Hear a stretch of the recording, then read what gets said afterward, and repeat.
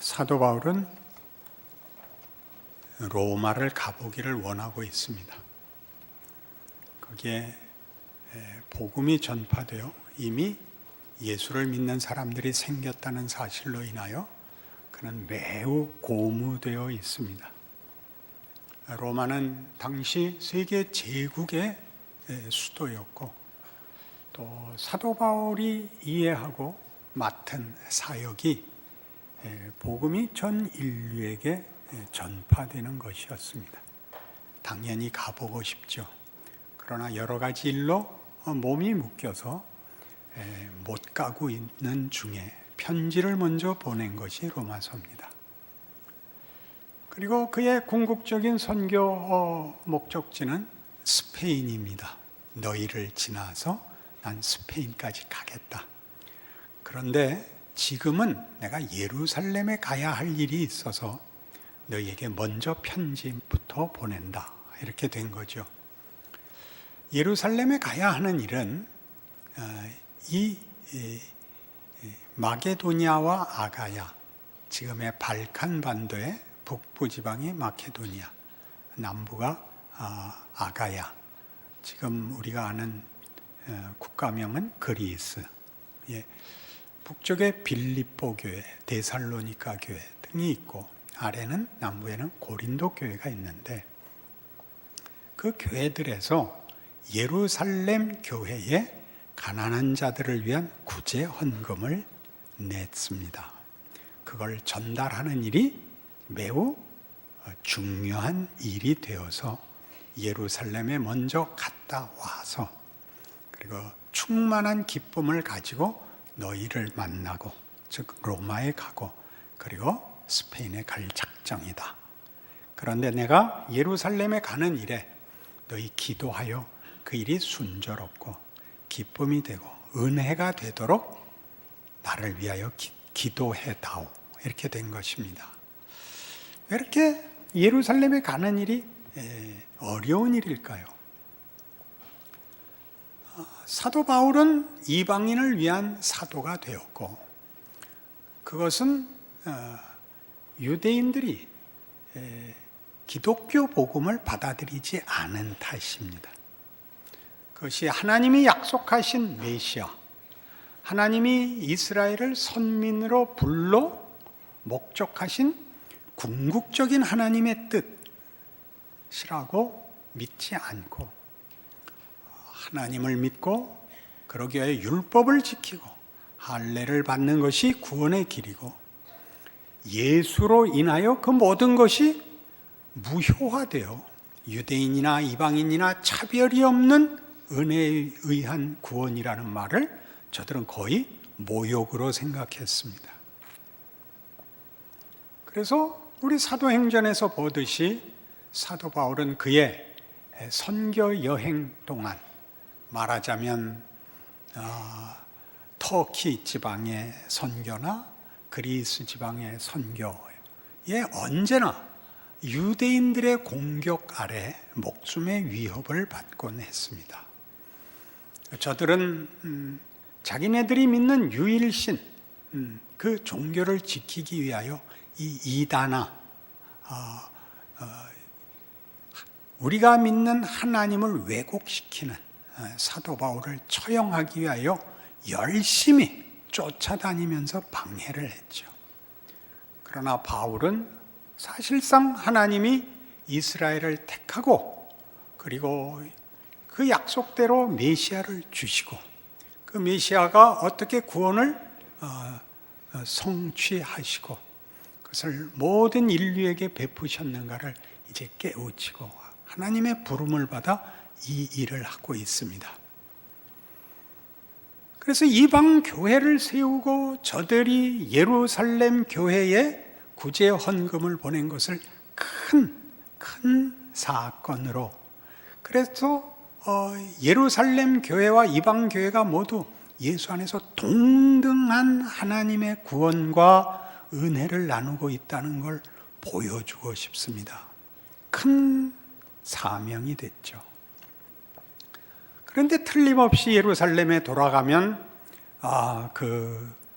민족주의자, 국수주의자, 배타적 유대교를 고집하는 자들이 이제 바울의 목숨을 노리고 있을 것입니다. 게다가 예루살렘에 예수를 믿는 교회가 세워졌지만 민족적 우월감에 의한 감히 이방교회가 우리를 돕다니라는 곱지 않은 어떤 오해와 불쾌감으로 인하여 그 순수한 마음으로 예수 안에서라는 형제애를 나누려고 했던 이방교회의 진심에 상처를 줄 수 있다는 걸 압니다. 요즘 우리가 한국 사회에서 겪는 식으로 얘기하자면 그러니까 오해받을 짓은 안 하는 게 최고야, 이렇게 될 수 있는 일을 맡은 것입니다. 그러니 근본을 따지고 보면 결국 이 문제를 해결하려고 들면 그럼 하나님이 왜 결국 전 인류를 구원하실 것을 유대인만 따로 선민으로 택하셨을까로 질문이 거슬러 올라가게 되죠.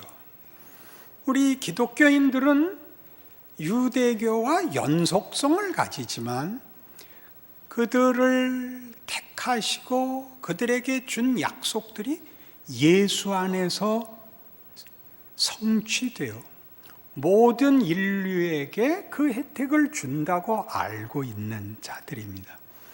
그리고 그걸 이해 못하는 유대인들에 대하여 우리는 마음으로 유대인들이 기독교인들에 대하여 가지는 배타적 폐쇄성을 기독교 2000년 동안 사실은 보이게 보이지 않게 가지고 있곤 했습니다. 여러분이 구약 성경을 읽는 내내 이 생각을 떨쳐버릴 수가 없습니다. 바보 같은 유대인들, 그따위로 하다니. 그러다 예수를 못 받고 천하의 못난 놈들. 이게 기독교인들에게 이런 배타적 신앙관과 확신을 가지는 것은 유대인들이 오해한 것과 똑같이 기독교인들에게도 하나의 거침돌이, 올무가 되고 있습니다. 그럼 다시 거슬러 올라가서 그러니 하나님 애초부터 무슨 선민을 따로 뽑지 마시고 이스라엘을 제사장 국가 삼아서 결국 온 인류에게 주실 복음이었다면 보다 보편적인 방법을 택하시는 게 좋지 않았습니까? 라는 질문이 나올 법한 문제가 된 것입니다.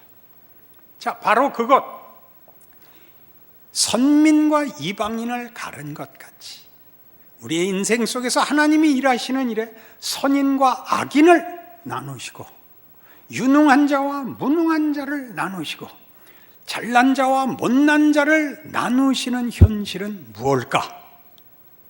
그게 오늘 로마서 15장이 다루는 내용이지요. 스스로를 생각해 보십시오. 여러분의 조건을. 우리는 선민입니까? 이방인입니까? 뻔한 질문에 답을 안 하는 건 한국 사람밖에 없습니다. 너무 뻔하면 함정이 있다. 그렇게 돼 있어요.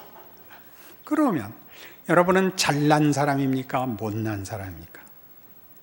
그런 건 함부로 진심을 얘기하면 안 되죠. 그때마다 달라요. 그죠? 이 문제를 풀지 않으면 우리는 현실에서의 우리의 지위, 우리의 조건에 늘 흔들리게 됩니다. 선민의 특권은 무엇이었을까요? 우선 유대인들은 선민이 되어 무슨 복을 가지게 됐을까요? 자부심을 가지게 됐죠. 자부심. 그럼 이방은 뭘 가지게 됐을까요? 이방은 자부심이 없는 게 됐죠. 자부심이 없는 게 뭘까요? 편견이 없게 됐을 것입니다. 생각 없는 역할을 맡은 거죠. 유대인들이 잘난 척할 때 이방인들은 저건 뭔가 그랬습니다. 저건 뭔가 그랬지 무슨 너희는 그러냐 우린 이거다는 사실 이방인들은 그쪽에는 유대인들이 자랑하는 것에 상응하는 다른 주장은 이방은 없었습니다. 그저 살기 바빴죠.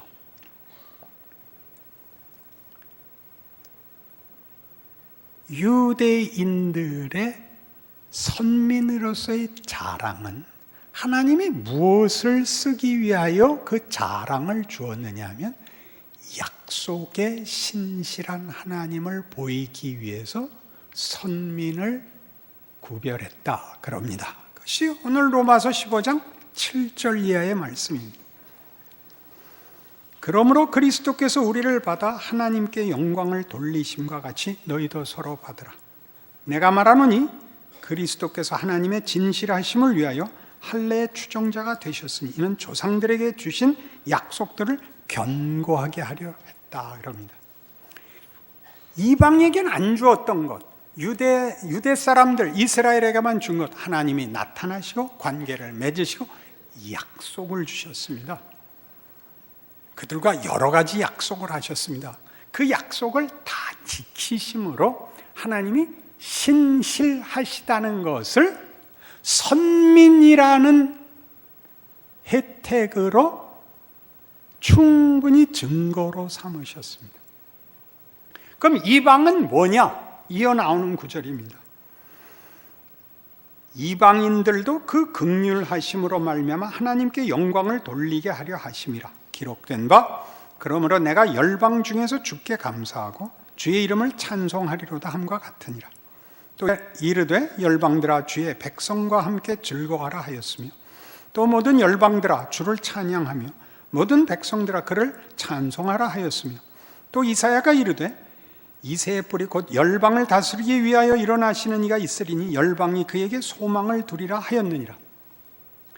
선민을 구별하여 저들과 관계를 가지시고 그리하여 약속을 주사 그 약속을 지키시는 신실한 분이라는 것을 선민이라는 그런 조건으로, 선민이라는 그런 택하심으로 분명한 하나님의 분명하심을 드러내셨습니다. 그리하여 그것을 그 분명한 하나님, 신실한 하나님이 무엇을 하시려고 하느냐를 이방, 약속하지 않은, 특별하지 않은 관계 속에 마치 외면한 것 같은 자들에게 다 줌으로써 하나님이 긍휼과 자비의 무한한 하나님이라는 걸 보이셨습니다. 선민과 이방의 차별은 우리에게는 옳고 그르고 잘났고 못났고의 구별로 다가오지만 하나님은 선민에게는 하나님의 분명하심을, 이방에게는 하나님의 무한하심을 드러내셨습니다. 어느 역을 맡고 싶으십니까?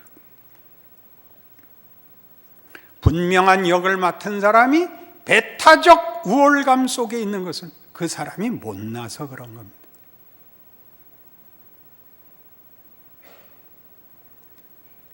보다 넓은 은혜의 무리로서 하나님이 긍휼과 자비로 복 주신 사람이 무책임하고 게으른 것은 그 사람이 못난 것입니다. 하나님 되시는 진실하심과 무한하심, 끝없는 은혜가 이런 구별을 통하여 하나로는 분명하지 않을, 하나로는 다 담을 수 없는 것을 신적 능력으로 우리 인류에게 역사에 분명히 보이셨다. 그게 지금 하고 싶은 얘기인 것입니다. 그러니 뭘 하라는 거죠?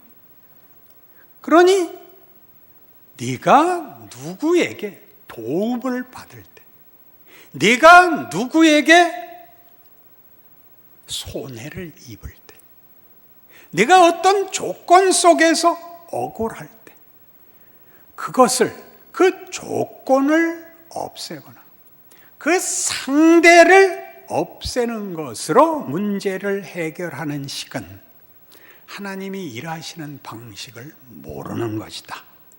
이렇게 얘기하는 것입니다.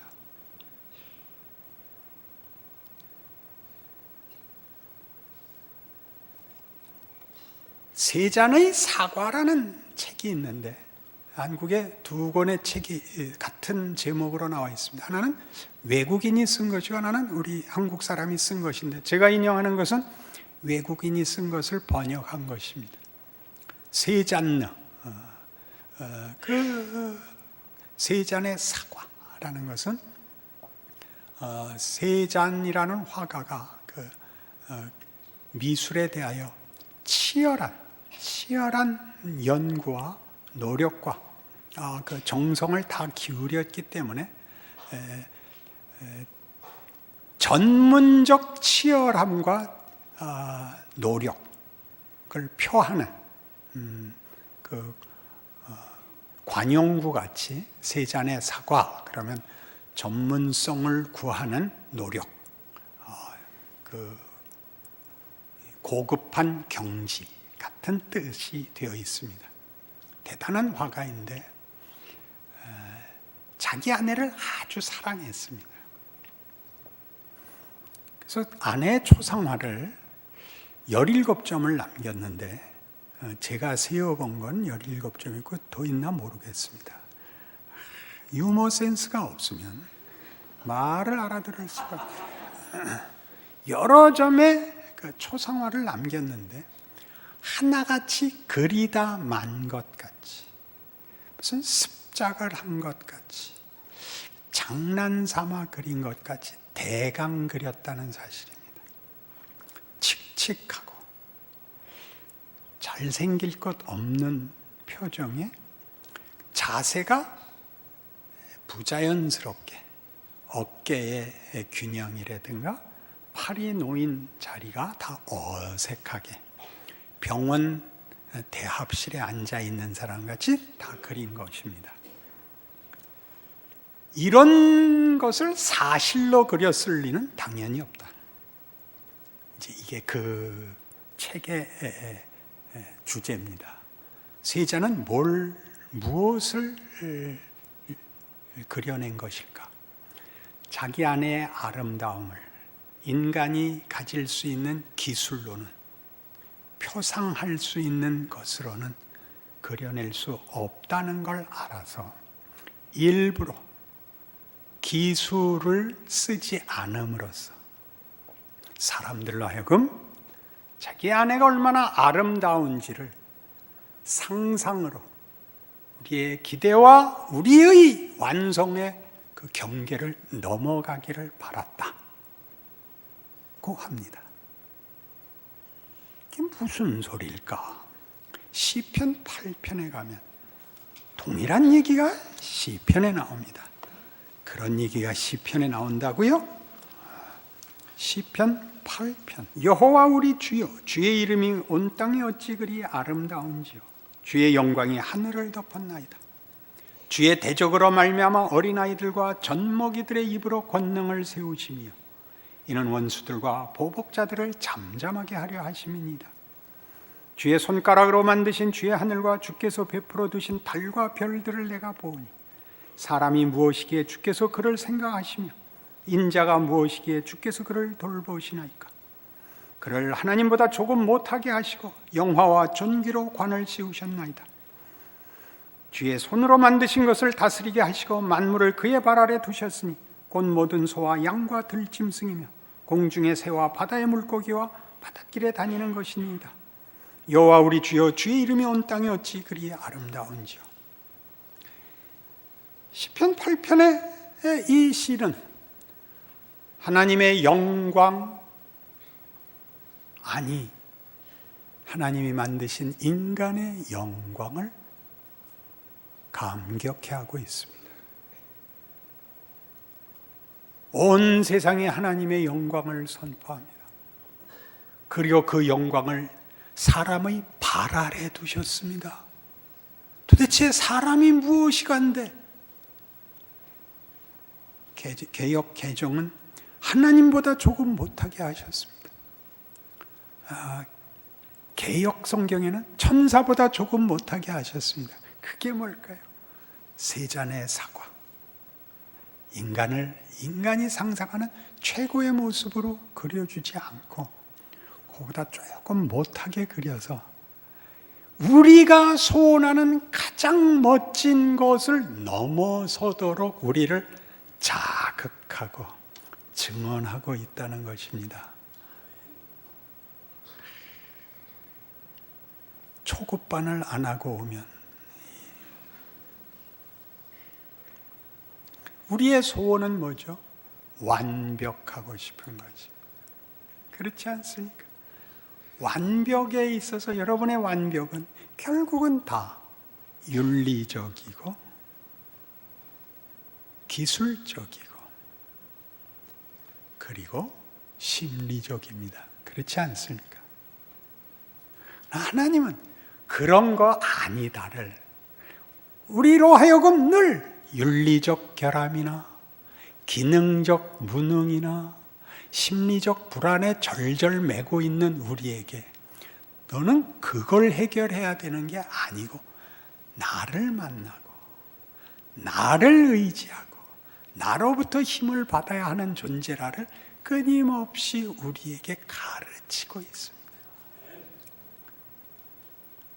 그러니 우리가 자책을 하거나 누구를 이렇게 증오하고 분노하는 것들은 모두 하나님의 일하심에 대한 무지입니다. 저건 왜 저래? 천사보다 조금 못하게 하신 하나님의 신비를 알라고요. 세잔의 아내 왜 그렇게 그렸는지, 저 못난 건 왜 있는지 하나님이 무엇을 하시는가? 선민이 되어 이방계 이렇게 하지 말고 그들을 은혜로 품으시는 하나님, 내가 잘났으면 저들을 위하여 잘나야 된다는 걸 아는 그 자리, 잘난 것이 배타적 우월감으로 가지 않고 나를 키워 저들을 먹이기 위해서 나에게 줬다는 걸 아는, 원수를 잠재우기 위하여 젖먹이들과 어린아이를 동원하는 하나님. 모세가 위인이라고요?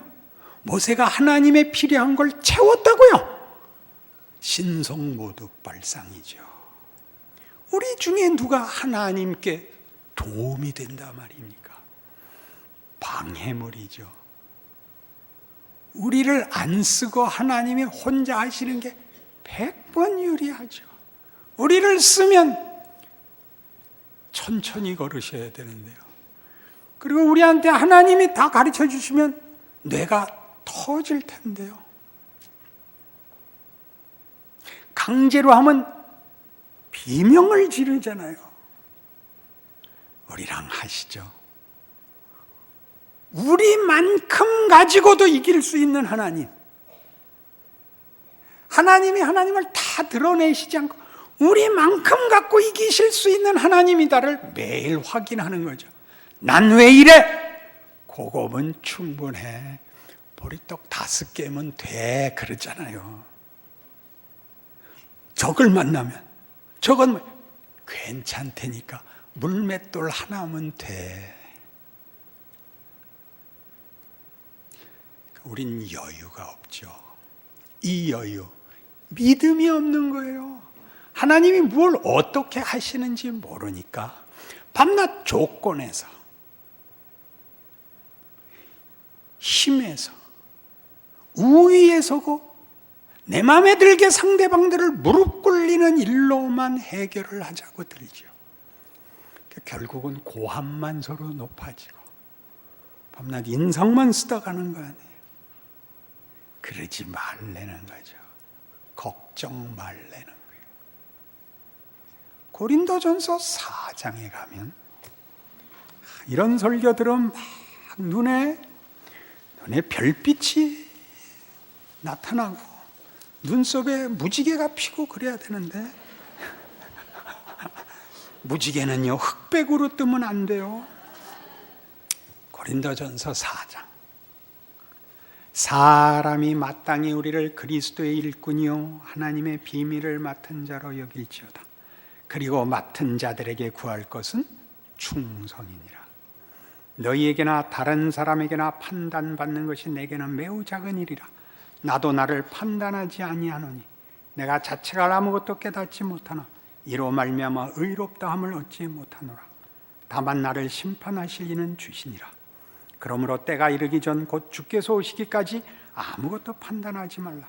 그가 어둠에 감추인 것들을 드러내고 마음의 뜻을 나타내시리니 그때 각 사람에게 하나님으로부터 칭찬이 있으리라. 각각 자기의 일을 하라. 자기의 조건을 살아라. 충성해라. 여러분, 드라마의 배역을 맡으셔서 나오면 거기에 맞는 분장과 옷을 입고 나오셔야 될 거 아니에요. 그 드라마에서의 자기의 지위를 연기해야 될 거 아니에요. 종인지, 죄인인지, 관리인지, 혹은 무슨 우국지사인지 자기 배역에 충성하십시오. 이게 뭔가? 이게 뭔가는 하나님이 하실 것입니다. 할 수 있는 만큼 하시고 잘못했을 때는 후회하시고 그래서 하나씩 더 나가시고 그게 우리 인생에게 준 복입니다. 실제로 해보는 것. 그래서 나아지는 것. 후회하고 성찰하고 그 속에서 하나님이 은혜를 베푸는 것을 확인하는 거죠. 못난 짓밖에 한 것이 없는데 훌륭해지는 것. 인생. 훌륭한 일을 한 사람은 그래서 언제나 일찍 죽어야 됩니다. 이렇게 훌륭한 일을 하면 그 다음엔 더 이상 갈 데가 없기 때문에 남아있으면 망가지기 때문에 동화는 왕자와 공주가 결혼해서 행복하게 살았더래요로 끝나고 위인은 일을 마치면 죽어버려야 됩니다. 남아있으면 서로 혼란스러워지죠. 남은 사람은 아직도 갈 자리가 있어서 스스로의 성숙, 만족, 감사의 자리로 하나님이 이끌고 계시는 것입니다. 그래서 고린도전서 13장에 가면 여러분 잘 아는 사랑이 무슨 얘기냐 하면 이 충성하고 남을 판단하지 않는 이 일을 사랑이라고 하는데 사랑이 구체적으로 뭐냐? 고린도전서 13장 4절 사랑은 오래 참고 사랑은 온유하며 시기하지 아니하며 사랑은 자랑하지 아니하며 교만하지 아니하며 무례히 행하지 아니하며 자기의 유익을 구하지 아니하며 성내지 아니하며 악한 것을 생각하지 아니하며 불의를 기뻐하지 아니하며 진리와 함께 기뻐하고 모든 것을 참으며 모든 것을 믿으며 모든 것을 바라며 모든 것을 견디느니라. 사랑은 뭐냐? 상대방을 존중하는 것입니다. 상대방을 사랑이라는 이름으로 강제하지 않는 것입니다. 그러니까 사랑은 내 마음의 항복과 넘치는 실력이 나오는 것이 아니라 이해할 수 없는 저 사람을 하나님이 만들었고 하나님이 보내셔서 하나님이 일하신다라고 믿는 것입니다. 입 다물고 있는 거죠. 그러니까 속 얘기를 하는 것은 무례한 것이요 믿음이 없는 것입니다. 넌 나쁜 놈이야. 그 말을 하는 것은 하나님의 일하심을 반항하는 것입니다. 신기하지 않아요? 저 사람은 아무 쓸데없 있다. 하나님이 하신다. 넌 네 일이나 해라. 너나 잘해는 10년 전 교회의 표였습니다. 그 말을 기억하십시오. 예수 그리스도의 놀라운 가장 극적인 기적은 죽음을 뒤엎을 수 있다는 사실이었습니다. 우린 아무도 포기하지 않습니다. 아무도 저주하지 않습니다. 그게 실컷 로마서의 얘기였습니다. 예수 안에서의 구원이라는 게 어떻게 큰 은혜인가를 설명한 후에 로마서 12장부터 내내 가장 주된 배경, 주된 톤이 뭐였냐 하면, 자, 12장 9절에 가셔서 사랑에는 거짓이 없나니 악을 미워하고 선에 속하라. 형제를 사랑하여 서로 우애하고 존경하기를 서로 먼저 하며 부지런하여 게으르지 말고 열심을 품고 주를 섬기라. 소망 중에 즐거워하며 환난 중에 참으며 기도에 항상 힘쓰며 성도들의 쓸 것을 공급하며 손대접하기를 힘쓰라. 너희를 박해하는 자를 축복하라. 축복하고 저주하지 말라. 즐거워하는 자들과 함께 즐거워하고 우는 자들과 함께 울라. 서로 마음을 같이 하며 높은 데 마음을 두지 말고 도리어 낮은 데 처하며 스스로 지혜 있는 채 하지 말라. 아무에게도 악을 악으로 갚지 말고 모든 사람 앞에서 선한 일을 도모하라. 할 수 있거든 너희로서는 모든 사람과 더불어 화목하라. 내 사랑하는 자들아, 너희가 친히 원수를 갚지 말고 하나님의 진노하심에 맡기라. 기록되었을 때 원수 갚는 것이 내게 있으니 내가 갚으리라고 주께서 말씀하시니라. 네 원수가 줄이거든 먹이고 목마르거든 마시게 하라. 그리함으로 네가 숯불을 그 머리에 쌓아놓으리라. 악에게 지지 말고 선으로 악을 이기라. 무슨 얘기? 분명함이 무엇로 쓰이라고요? 넉넉함으로 쓰이라고요. 여러분의 분명함이 좁아지는 대로 가지 마죠. 그 분명함이 모두를 감수하게 하시라고요. 예수 그리스도로만이라는 말이 모두를 참을 수 있게 하라고요. 그 넉넉함이 13장에서는 뭘로 나왔는지 아세요? 7절. 얼마나 놀라워요. 모든 자에게 줄 것을 주되 조세를 받을 자에게 조세를 바치고 관세를 받을 자에게 관세를 바치고 두려워할 자를 두려워하며 존경할 자를 존경하라. 이게 예의예요. 예의는 어디서 나온다고요? 하나님의 일하심의 신실하심과 지혜와 넓이를 인정하는 데서 나오는 거죠.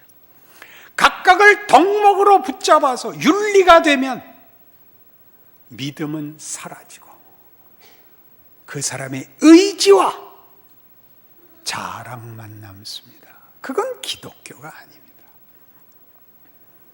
하나님의 일하심을 인정하는 자의 충성, 관용, 분명함과 헌신이 나오게 되는 것입니다.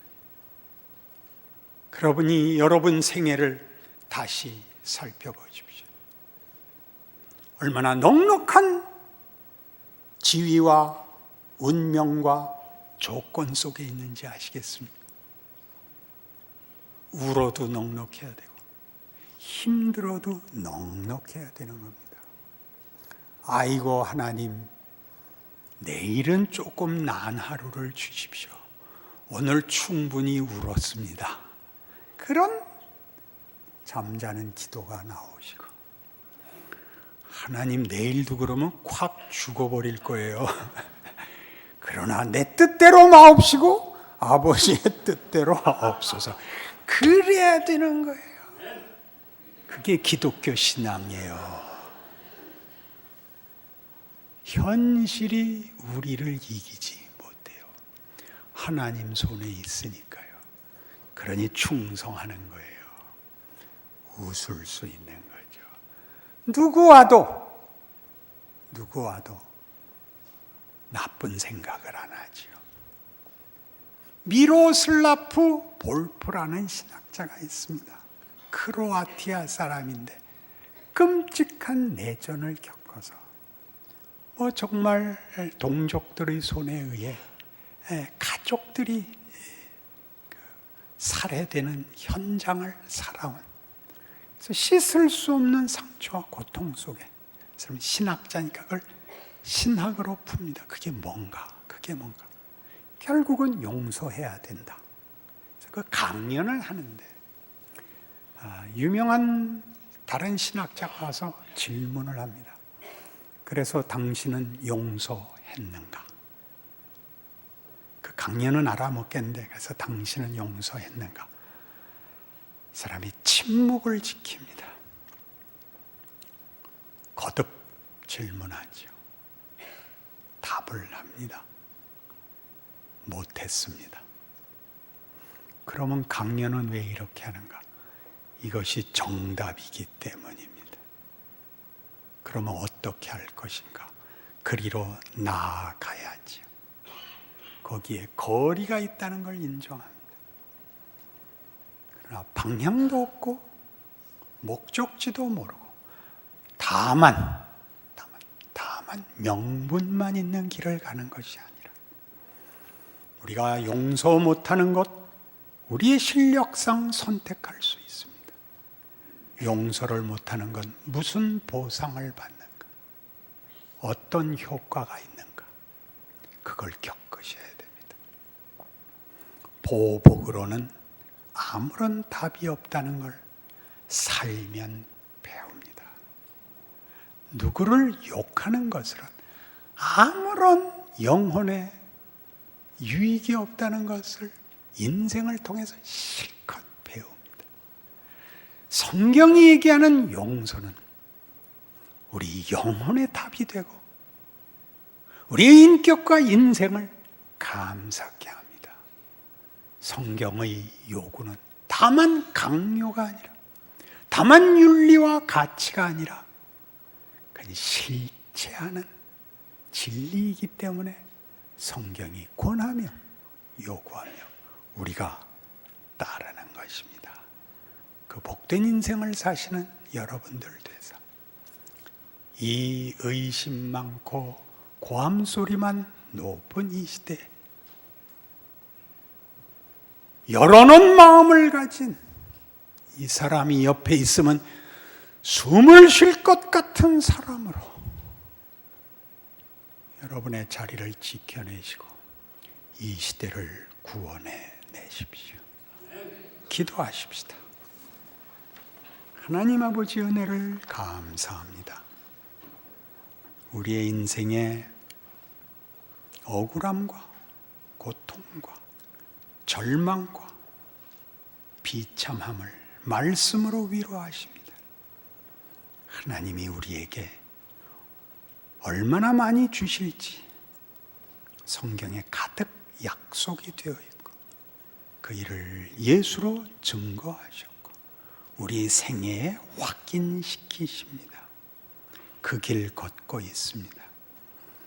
말씀의 위대함을 살아가면서 하루씩 배워 하루씩 더 넓어지고 깊어지고 결국은 하나님의 일하심을 찬송하는 결론이 나는 그 인생을 사는 자, 그 복을 누리는 우리 모두가 되게 하사 우리와 우리 가족과 우리 나라와 이 사회와 이 시대와 이 세상을 구원하는 자들 되게 하여 주시옵소서. 지금은 우리 주 예수 그리스도의 은혜와